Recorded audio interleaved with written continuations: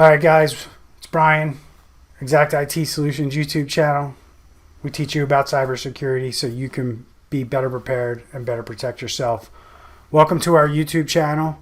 Please like and subscribe to our video if you like anything that I'm about to cover today. Please watch my other videos. I put a lot of content out around cybersecurity, around cyber criminals, ransomware, what have you, to educate you, to make you aware of what is going on out there. So you're not surprised if you ever get hit with ransomware. And maybe you watch some of my videos and you might know what to do or who to call should you be faced with this kind of stuff. Now, ransomware affects a lot of people, right?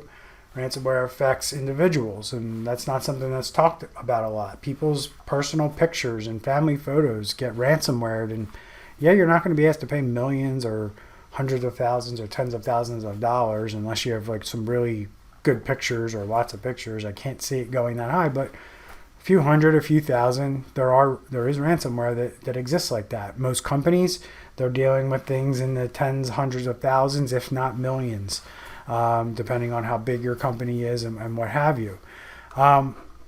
It's becoming a big problem. Cybercrime is the #1 crime on the planet right now. It's exceeded the drug trade. And there's an article here by a reporter who I have a lot of respect for, Kevin Collier, over at NBC News. And what I want to talk about today is hackers leaking data on the dark web, specifically what Kevin points out, children's data, and there's little parents can do. And what Kevin goes into here, and what is pertinent that people understand, is that in the United States, and I've done videos on this well over a year ago. I've been talking about this for a long time, that K through 12 schools are a major target for cyber criminals because they know that not enough is being done in those businesses, in those entities, to combat and deal with the threat of ransomware. We constantly see schools getting attacked, and we see it all the time. You know, I just did a video on Howard University, so it doesn't really matter if it's K through university or K through 12. But university students are typically, if they're not adults, they're like 1 year away from being an adult in most cases. And, you know, when you're attacking a K through 12 school, you're attacking students who are under the age of 18. Who, you know, traditionally in the United States, we view those individuals as their information should be protected a little bit more. Plus, schools have a responsibility to protect the information of students at a lot of different levels. You know, obviously grades are one thing. Maybe disciplinary things could get a little deeper into like some mental health issues and stuff like that. Medical records of, you know, maybe an allergy somebody has or medication that somebody's taking are all things that schools have the responsibility of storing and protecting. And Kevin points out, rightfully so, that this information is being collected in these ransomware attacks and then released on the dark web when school administrators decide we're not going to pay the ransom. And we don't give a shit what happens to our students' information as a result of our decision making. And at the end of the day, I've seen this with like municipalities who get ransomware, where they actually go to the people of the town and say, what do you want us to do here? Do you want us to pay the ransom or not? And the school districts really need, in these cases, to put out their policy on what would happen if they were dealing with a ransomware or a data extortion type of event.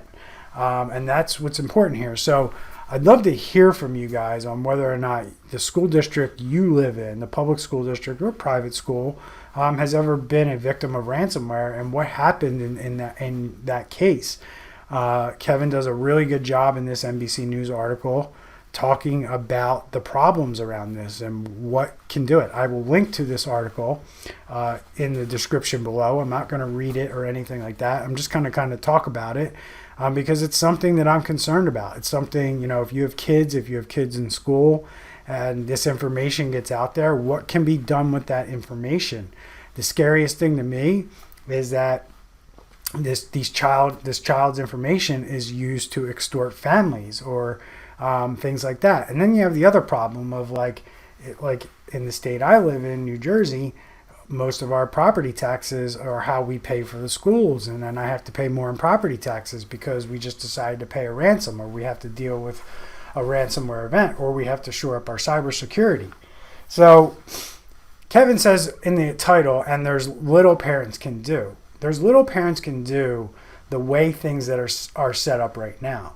There's a lot parents can do if they change the way that their schools handle this, and it's going to be on the community and the taxpayers and the parents to go to these administrators and kind of think about these things and put a plan in place and share a part of that plan with the public to reassure them that if we ever got hit with ransomware, this is what we can do. And no school district out there should go along and pretend like they're never going to get hit with ransomware.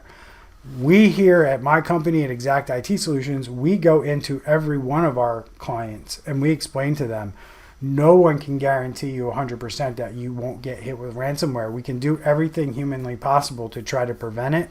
And there's still going to be ways that you can be exploited and vulnerable to ransomware. So we have to prepare for you getting ransomware, and we have to prepare for that type of event. And people need to know what to do when that time hits. And I don't think it's out of the question for taxpayers to ask their school districts to lay out for them what is the plan. Now, you don't have to give major details, and a lot of times bureaucrats and people that work in government like to say, oh, we can't let you know that. That's like top secret information and we can't let other people know that.